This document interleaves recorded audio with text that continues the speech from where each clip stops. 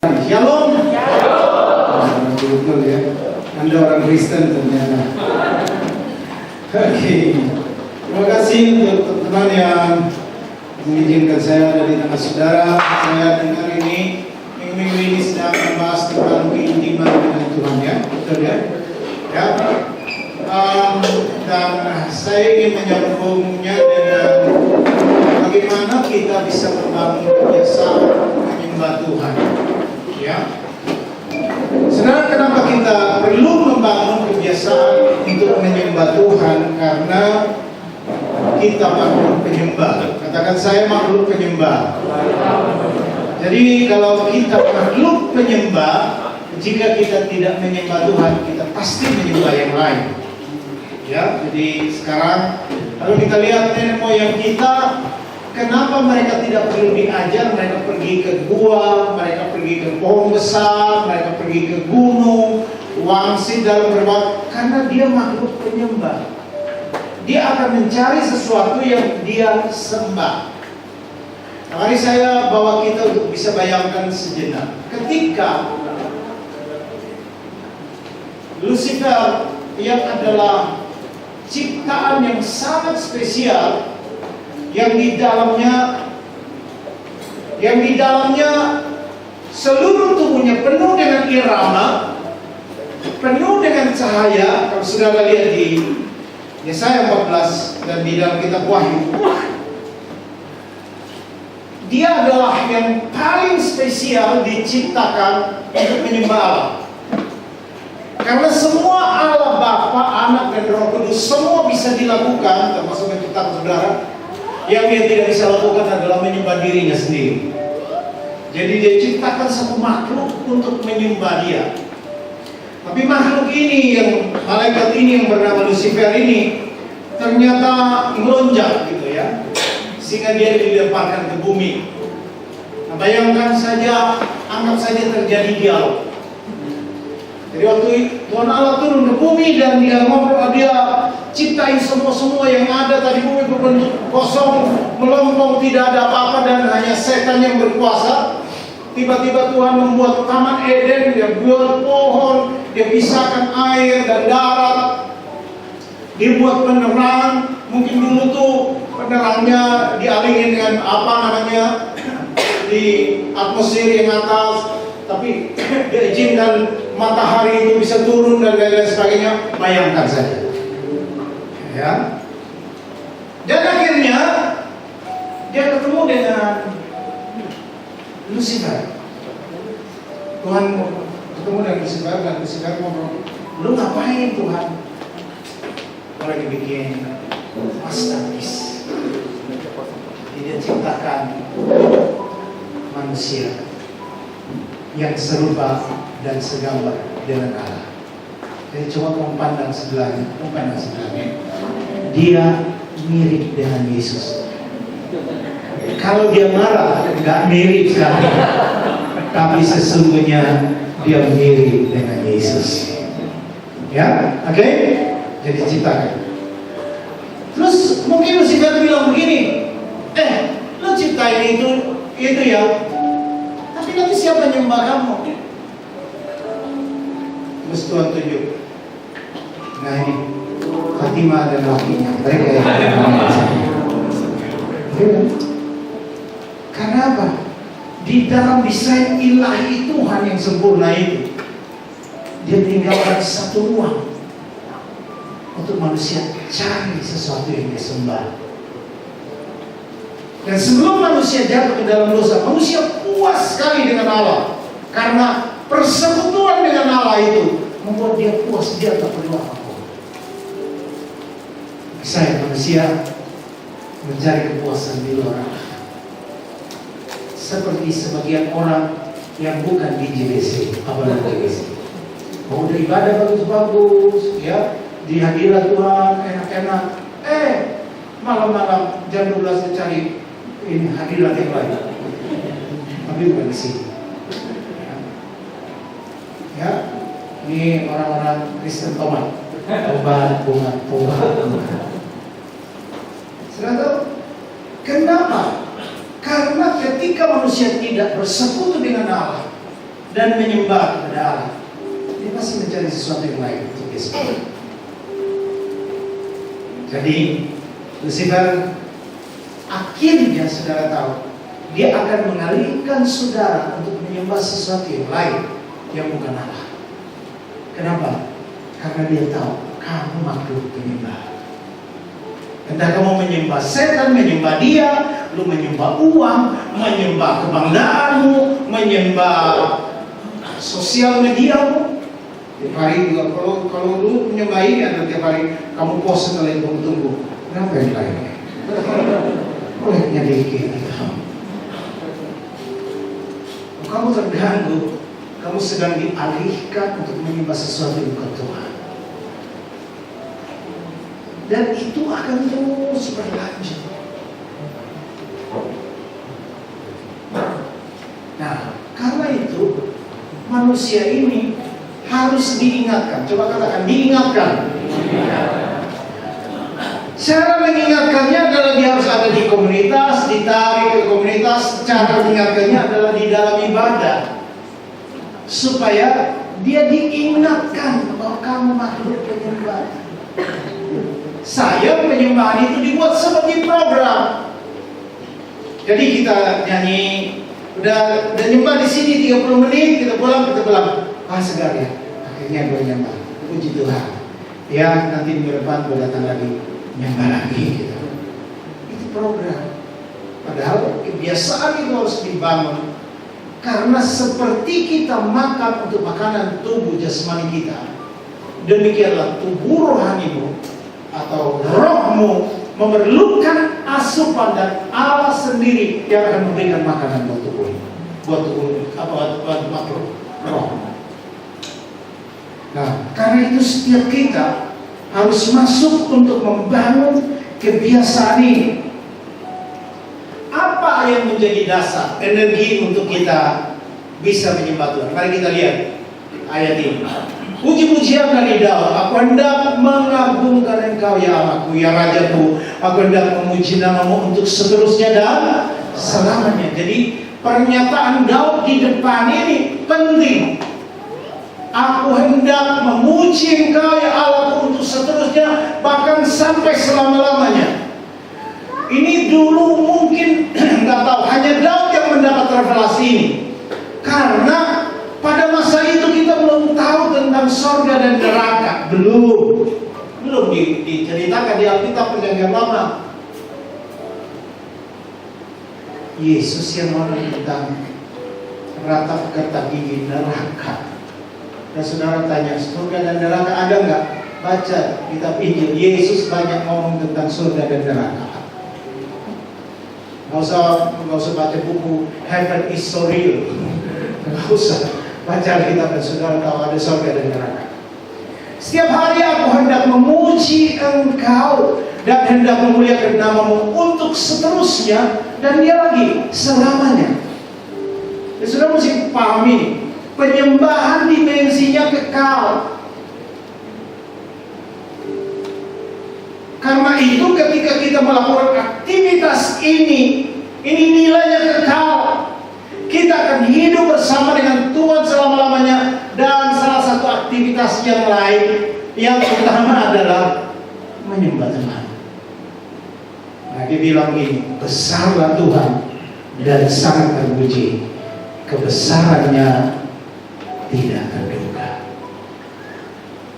Dari semuanya ini artinya Daud berkata begini, energiku tidak akan selesai, karena energi untuk menyembah Dia adalah semua kebaikan Tuhan, semua pengalaman berjalan dengan Dia dari hari ke hari.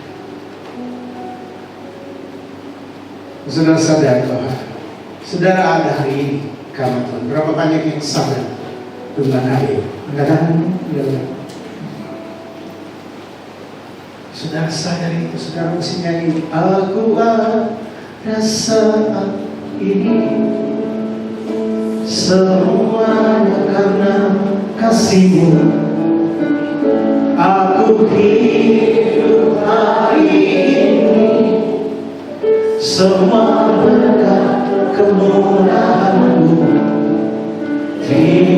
kasih Yesus, Engkau sangat baik dan amat baik. Aku merasa ini semuanya karena kasih-Mu. Aku hidup hari ini semua berkat kemurahan-Mu. Terima kasih Yesus, Engkau sangat baik dan amat baik bagiku. Ingat, penyembahan akan berhenti waktu engkau berhenti mengingat kebaikan Tuhan. Karena itu energinya. Penyembahanmu berhenti ketika rasa kagummu akan Tuhan di sekitarmu, bahwa ini perbuatan Tuhan semua.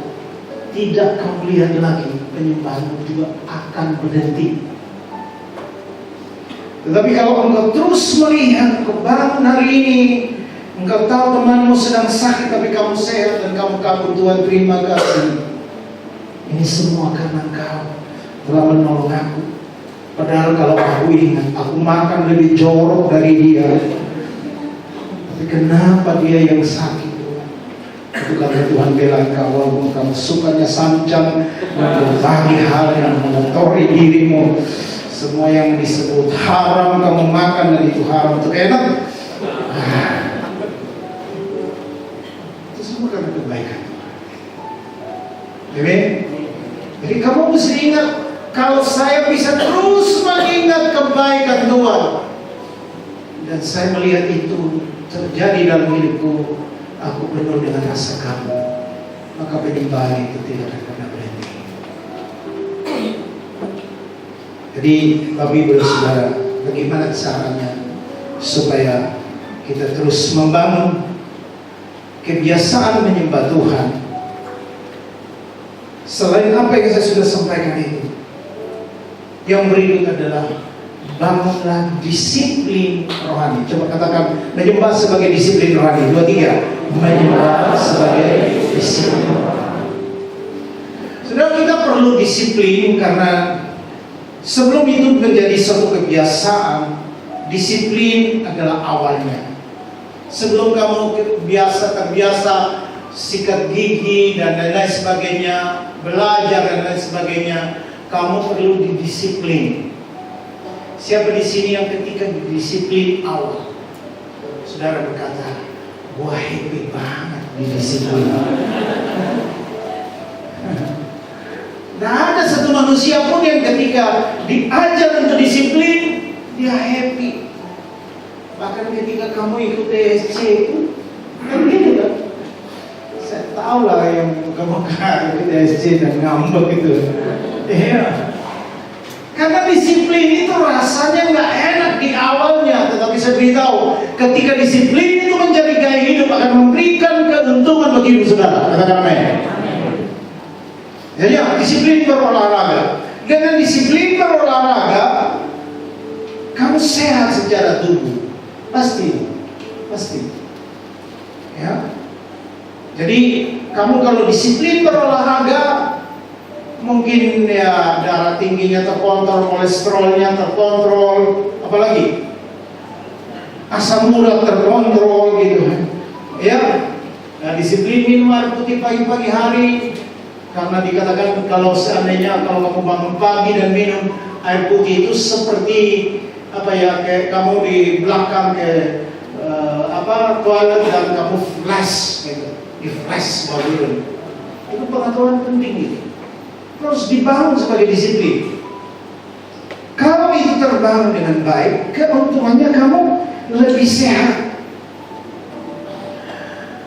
Nah, begitu juga ketika kamu mulai menyembah, membangun disiplin penyembahan, maka jiwamu lebih sehat. Amen. Tidak ada penyakit jiwa. Karena ternyata dokter-dokter jiwa bilang semua orang ada sakit jiwanya, termasuk yang duduk di sampingmu. Cuman ada yang akut, ada yang kadarnya sedikit. Ya. Kadang-kadang dia keceplosan. Gua ini baik ya, tapi kalau gilanya datang, mungkin dia ngakui dia ada gila gitu. Kan itu yang terjadi.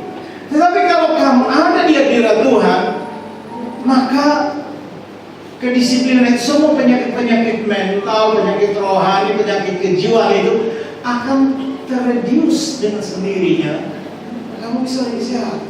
Bagaimana caranya kamu bisa mengalahkan kedagingan? Alkitab katakan apa?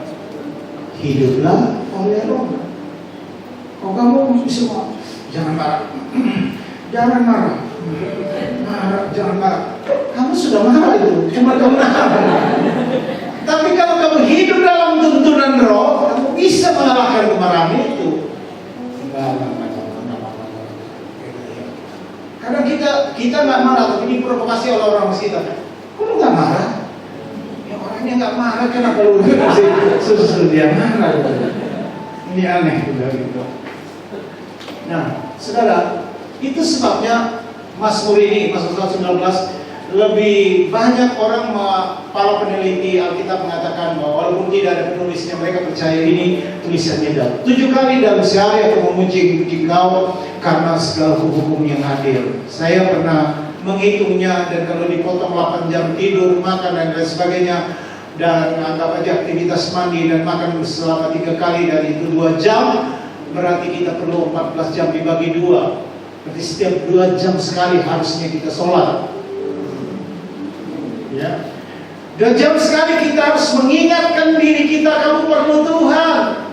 Kamu harus menyingkir sebentar dan kamu mulai berbahasa roh, kamu berjalan dan kamu mulai memuji Tuhan.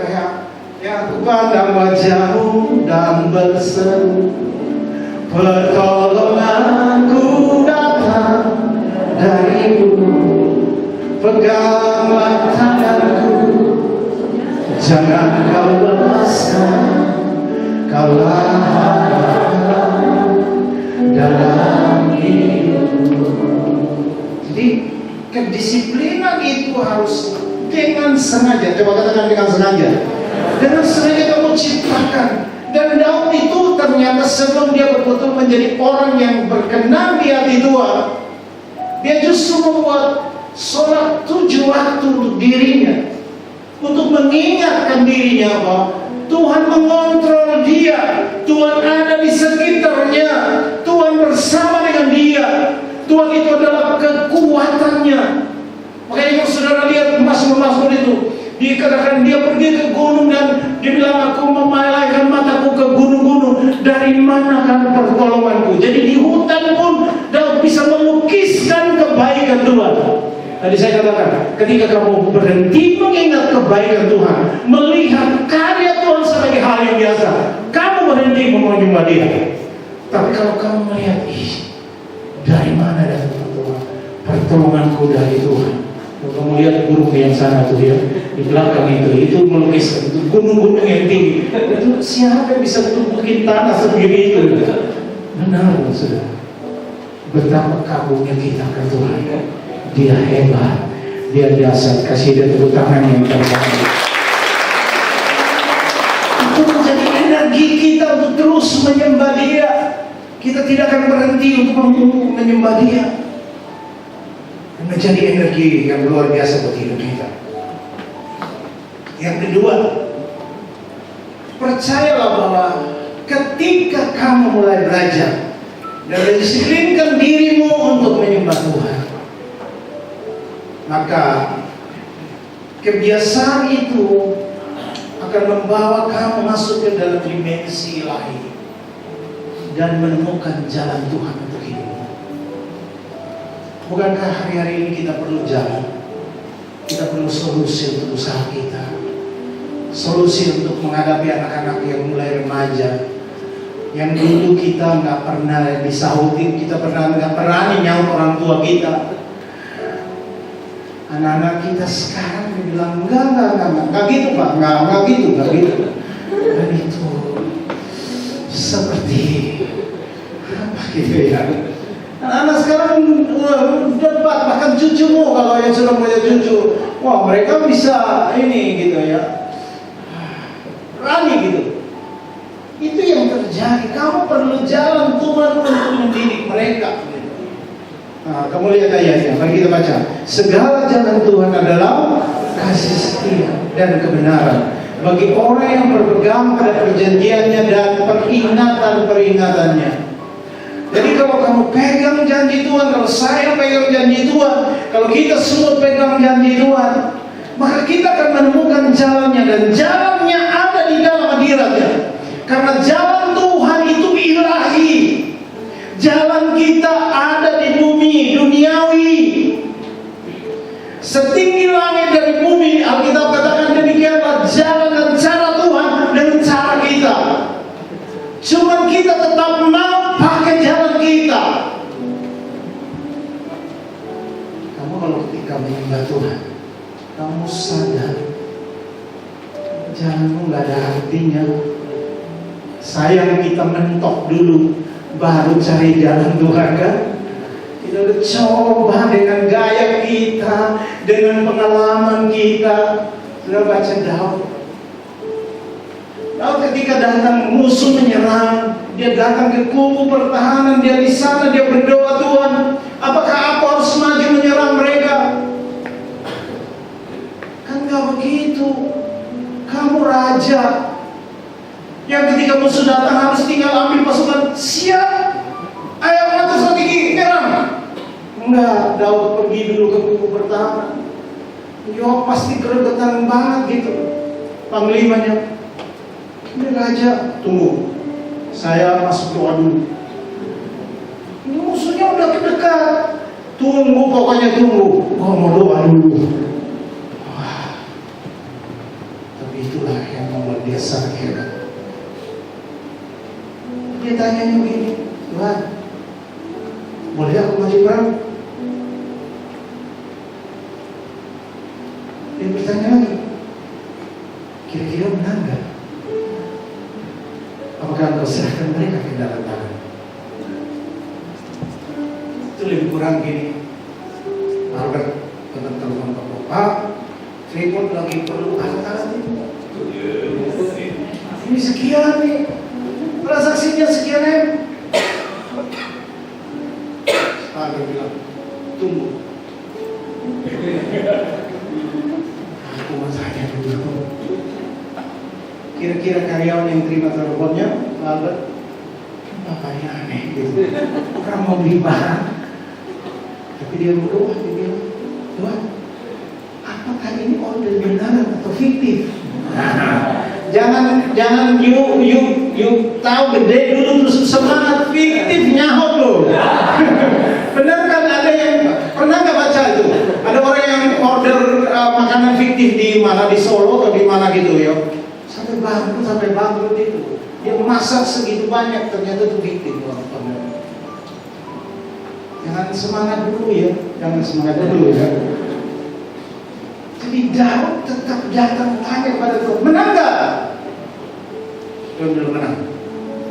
Setelah menang, musuh yang sama ini datang lagi gitu. Tanya lagi, dia masih tanya, Tuhan, perang lagi gak? Dan bilang kali ini lu gak usah perang. Lu udah sering tanya gue yang beresin. Jadi akhirnya Tuhan bilang, kamu nanti di bawah pohon, kalian semua tiarap di bawah pohon. Nanti kalau kamu dengarin, itu semua pohon bertahun yang mulai jalan gerak. Itu malaikatku yang sedang berperang. Enak gak? Lu dengar ceritanya enak. Tapi lu bisa tunggu gak? Kan gitu kan? Itu yang terjadi di dalam hidup kita. Apa-apa kita mau kendalikan. Saudara, seorang penyembah akan menyerahkannya semuanya kepada Tuhan dan mengizinkan Tuhan ambil kendali, karena kemenangannya akan gilang gemilang. Yang setuju katakan. Kenapa saudara? Jalan Tuhan jauh lebih tinggi dari jalan kita. Kita semua, saya dan saudara, harus berjumpa dalam perjumpaan ilahi dengan Tuhan. Karena hanya Yesus yang berkata begini, saudara perhatikan ini baik-baik. Yesuslah yang berkata, akulah jalan, akulah kebenaran, akulah kehidupan. Jadi saudara, ternyata saudara pilah ini benar atau salah atau abu-abu. Saudara ketemu Tuhan saja karena hanya Dia adalah kebenaran. Nah, saudara perlu jalan minggu-minggu itu buat keputusan di akhir tahun ini. Saudara berjumpa saja dengan Tuhan karena Dialah jalan.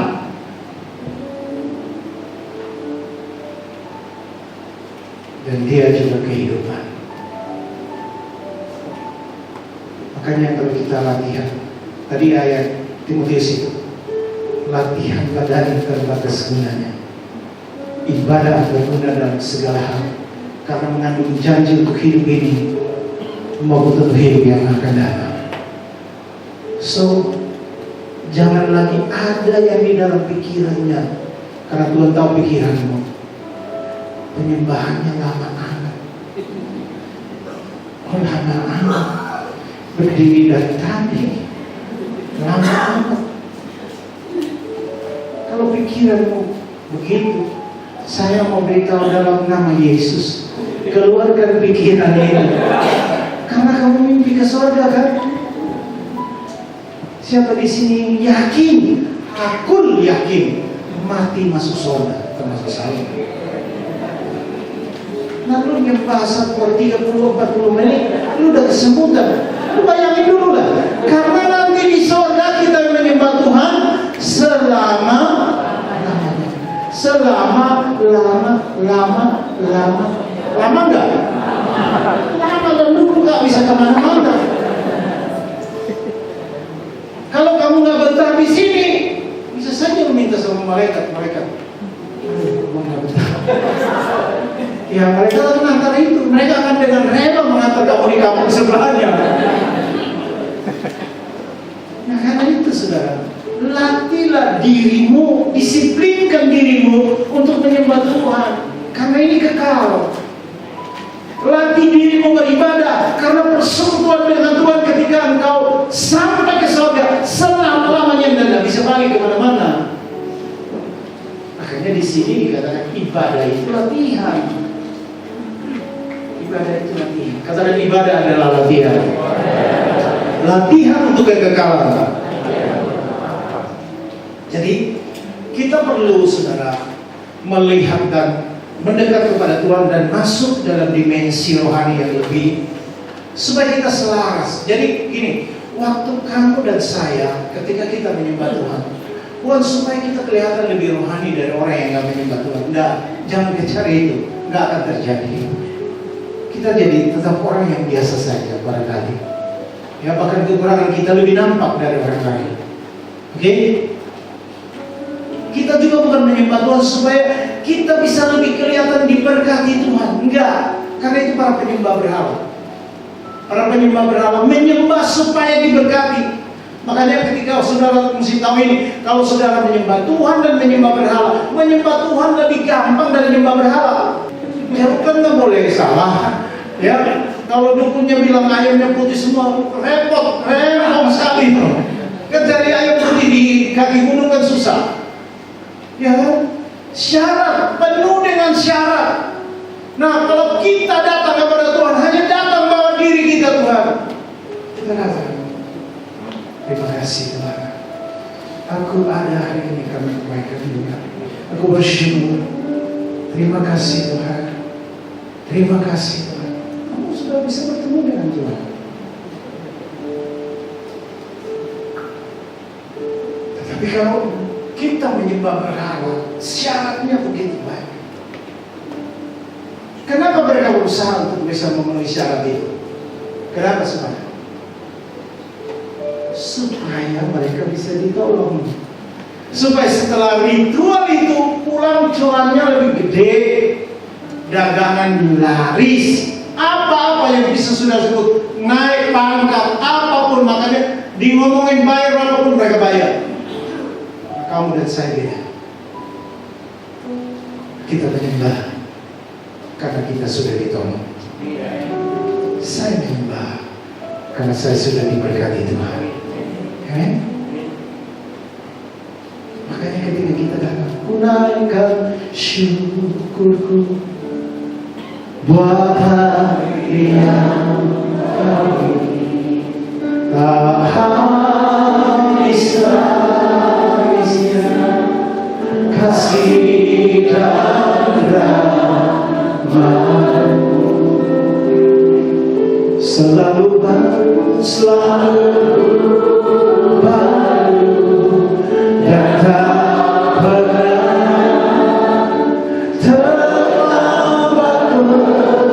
terlambat pertolongan-Mu besar setia-Mu di sepanjang hidup. Kalau sekarang kamu nyanyi begini, selalu dan tak pernah terlambat pertolongan-Mu. Kalau kamu sepakat, berarti karena kamu pernah mengalami. Saya pernah mengalaminya. Walaupun deg-degan, tapi tiba-tiba ada mujizat, tiba-tiba ada pertolongan. Ada banyak kejutan dari Tuhan kami. Itu semua hanya ilahi, jalan dan cara Tuhan yang berlaku.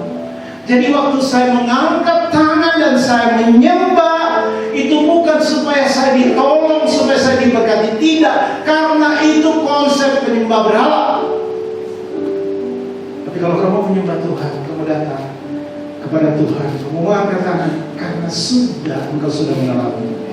Pengalaman terbesar dalam hidup saudara saya adalah dia mati buat kita, dia menebus kita. Yang tidak mungkin kita bisa lakukan walaupun kita punya 5 pulau di negeri ini, karena Indonesia punya 17.000 pulau dan kamu salah satunya yang punya 5. Kamu tidak bisa selamatkan nyawamu. Hanya Tuhan Yesus yang melakukannya supaya kita selamat. Seperti tadi Yulis katakan, karena begitu besar kasih Allah akan dunia, sehingga Ia memberikan anaknya supaya setiap orang yang percaya kepadanya tidak binasa melainkan apa?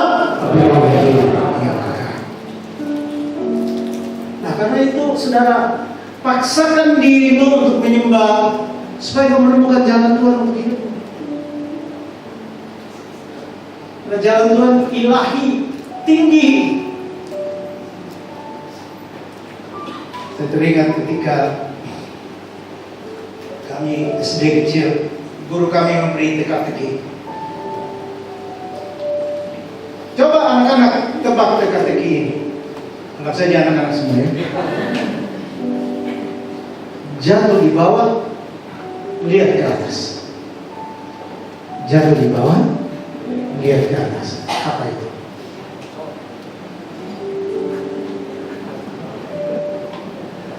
Nah, kalau jatuhnya di bawah harus cari di bawah kan? Ini jatuh di bawah, lihat ke atas. Atap bocor. Ya kan? Kalau dia ada di atas di sini, kamu harus dari mana ya bocornya? Nah, ini pelajaran penting. Ketika saya ingat tentang jalan Tuhan yang ilahi itu, ini harus dipraktikkan. Banyak masalah di sekitar kita. Tapi ketika masalah ini terjadi, kita lihat ke bawah, kita cari mana jalannya, mana solusinya. You mesti lihat ke atas. Tuhan, gimana bisa masalah ini? Mari Tuhan akan beri kamu jalan keluar. So hari ini, ketika ada masalah di bumi, kamu harus lihat ke mana?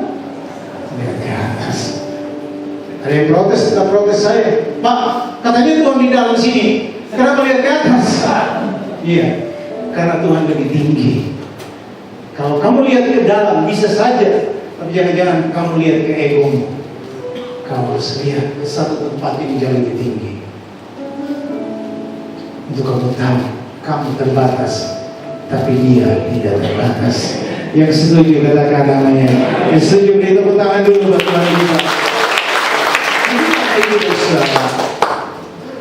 Menyembah harus kita temukan kasih setia dan jalan Tuhan. Kenapa saudara? Karena hanya di dalam kasih setia Tuhan kita menemukan komitmen Allah dan integritas Dia sebagai Allah. Di dalam kasih setia Tuhan Yung menemukan dua elemen ini. Di dalam kasih setia Tuhan engkau menemukan integritas Allah. Allah apa yang Dia ucapkan akan Dia lakukan.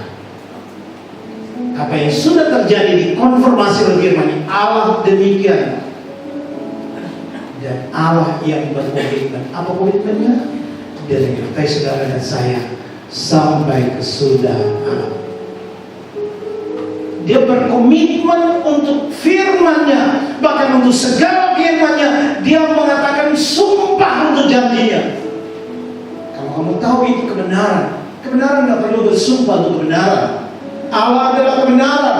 Dia tidak perlu bersumpah. Tapi jika Dia bersumpah untuk janjinya, ingat ini baik-baik, ulang dan jangan lupakan ini. Jika Allah bersumpah untuk firman dan janjinya, karena Dia ingin meyakinkan saudara bahwa kamu bisa mengandalkan Dia. Jadi satu-satunya alasan Allah bersumpah dikatakan Dia mengikrarkan janjinya dengan sumpah, karena Dia ingin meyakinkan umat tubusannya, kamu bisa mempercayai saya sebagai Allah yang bisa diandalkan. Jadi kalau engkau tidak membangun kebiasaan itu, kata Bang Roma, terlalu sangat terlalu. Ayat terakhir, penyembahan memperkuat identitas kita sebagai anak Allah. Identitas kita sebagai anak Allah.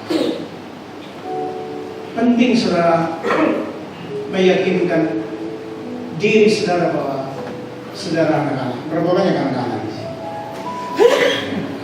Berapa banyak hamba Tuhan di sini? Oh iya. Sedikit yang tahu dia hamba Tuhan. Kalau kamu bukan hamba Tuhan, hamba siapa?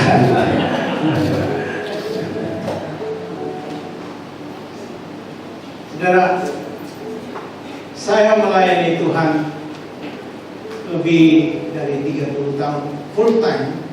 Sejak 93 tahun 93 sampai tahun 2003 kemarin. Saya menuangkannya di dalam buku ini. 30 tahun saya berjalan bersama dengan Tuhan. Kalau saudara tanya, apa yang paling indah?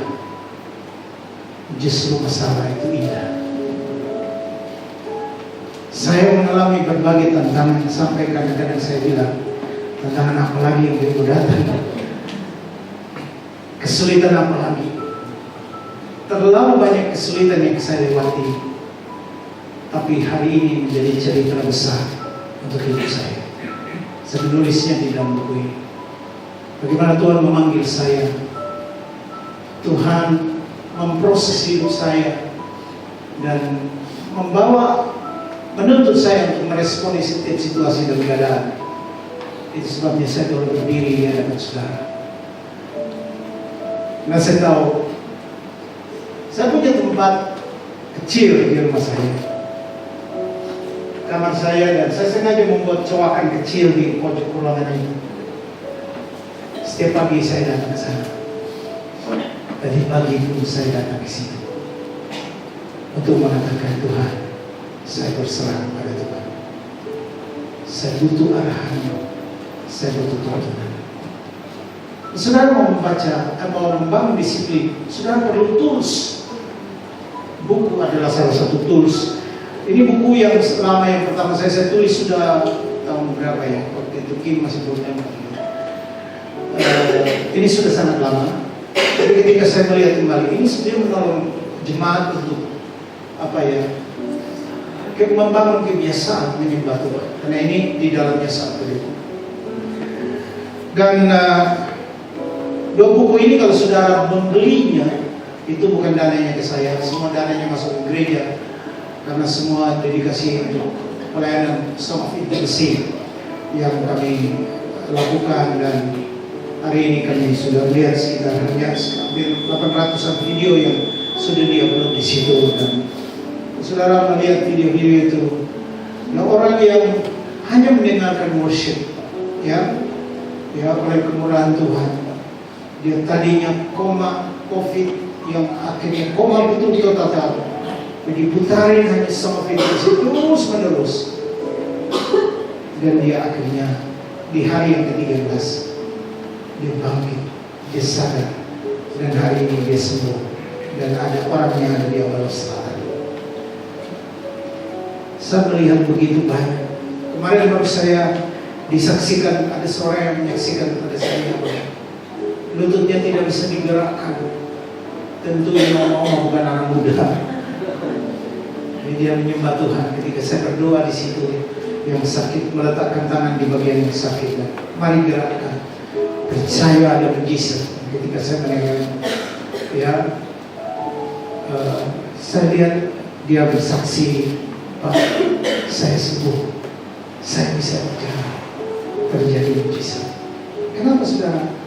Karena di dalam Tuhan, di dalam hadirat Tuhan, yang lemah menerima kekuatan, yang sakit menerima kesembuhan.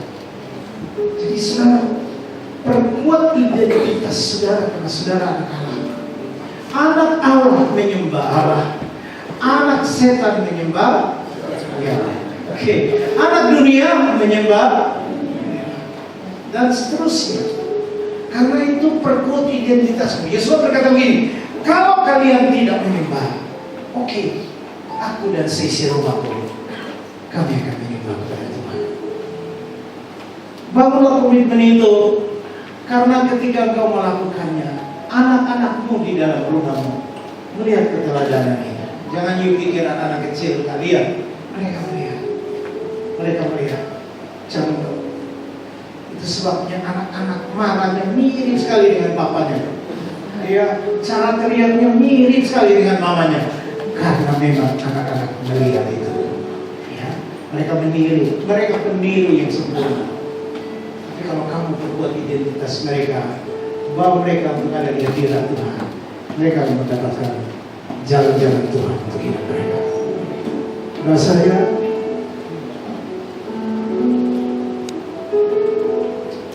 Nah saya hari ini sudah pulang dari tempat ini. Ingat, kamu makhluk penyembah. Ingat, identitasmu jelas.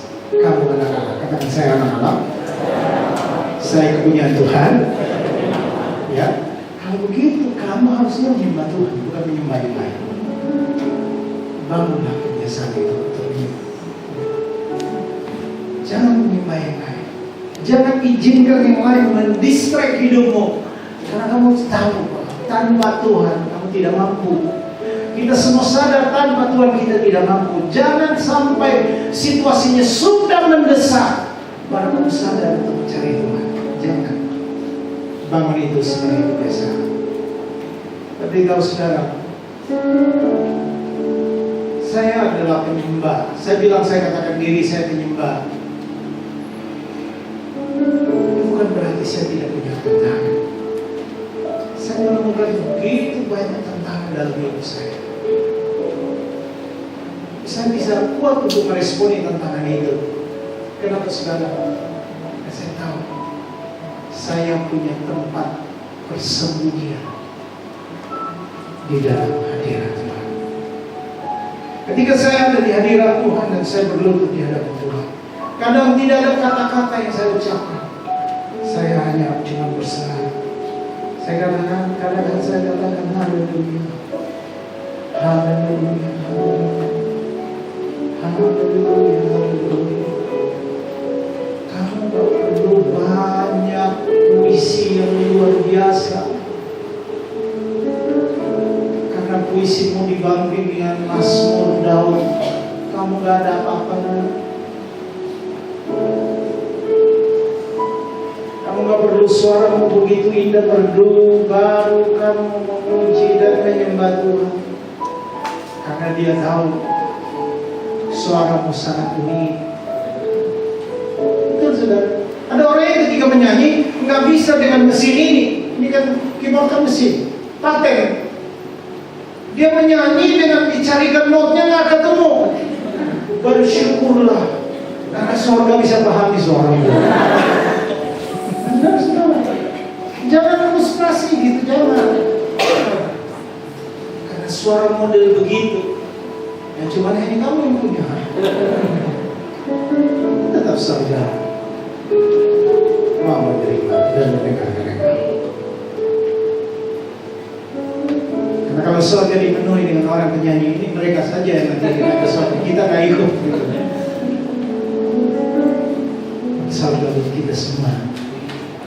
Mengatur dosanya, kasih tepuk tangan bagi Tuhan.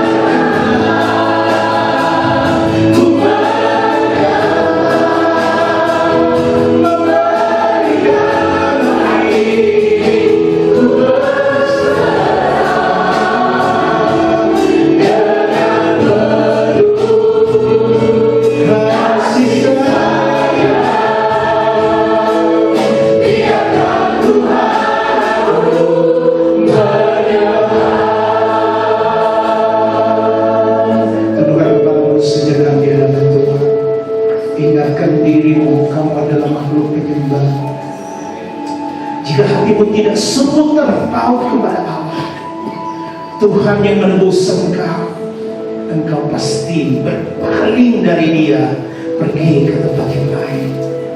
Hari ini berapa banyak yang berkata, Tuhan, aku mau mendisiplinkan diriku. Mari Roh Kudus tolong aku, supaya aku bisa bangun disiplin rohani untuk bisa menjadi penyembah yang kau cari, penyembah yang menyukakan engkau.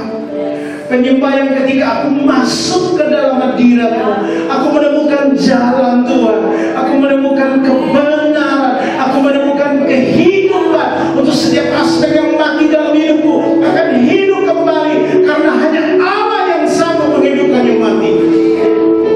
Hari ini Tuhan, bawa hidupku kepadamu.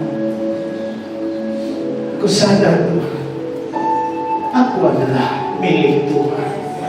Identitasku jelas, aku anak Allah, aku kepunyaan Tuhan, aku anak Raja, aku kesayangannya Tuhan.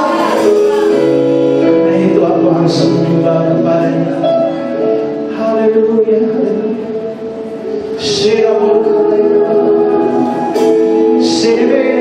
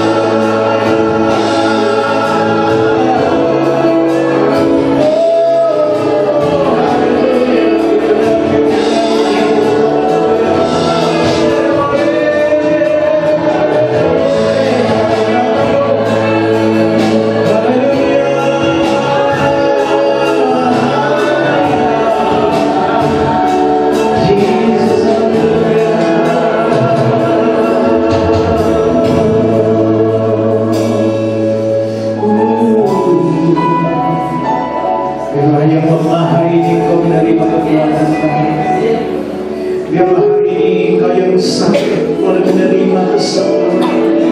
Karena dia Tuhan ada kesembuhan. Biar engkau yang berduka hari ini menerima sukacita. Karena dia Tuhan dipenuhi dengan sukacita yang melimpah. Biarkan hari ini saudara yang membutuhkan jalan keluar. Dia adalah pintu menuju mujizat itu. Dia adalah jalan menuju kemenangan. Haleluya.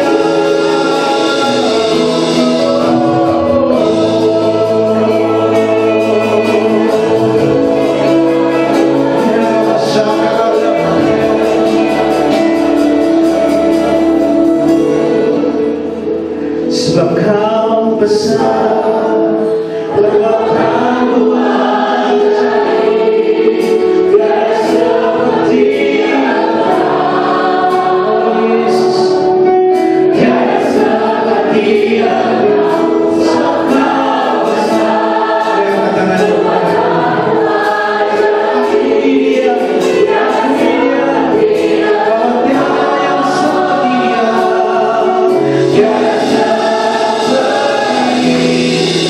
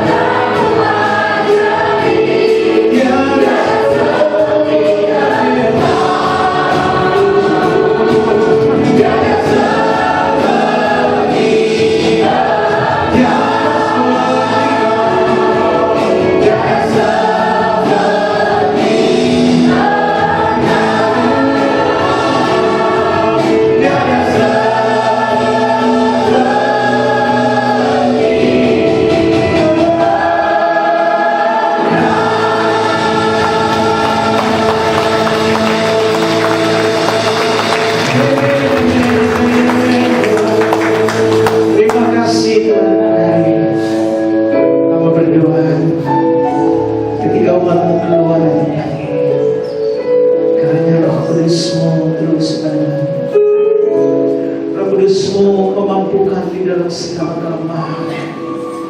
Bawa kami Tuhan untuk kembali kepada hati-Mu, kepada rencana-Mu. Bawa kami Tuhan untuk ada di dalam dimensi ilahi-Mu. Karena di sana tempat teraman untuk jiwa dan roh kami. Oh Tuhan Yesus, Engkau Allah kami, Engkau Juru Selamat kami, Engkau Raja kami, Engkau sahabat kami, bahkan Engkau segalanya. Terima kasih untuk hari ini Tuhan. Biarkan kami sepanjang minggu ini kami akan mengalami berbagai terobosan ilahi dalam hidup kami. Jalan-jalan Tuhan nyata di dalam hidup kami. Tuhan, kami bawa seluruh hidup kami. Kami milik-Mu, kami kepunyaan-Mu. Kami berjanji untuk menyembah hanya kepada-Mu, karena Engkau saja Tuhan dan Allah kami. Engkau layak untuk menerima segala pujian. Bagi-Mu kemuliaan selamanya di dalam nama Tuhan Yesus. Setiap kita yang sudah diberkati sama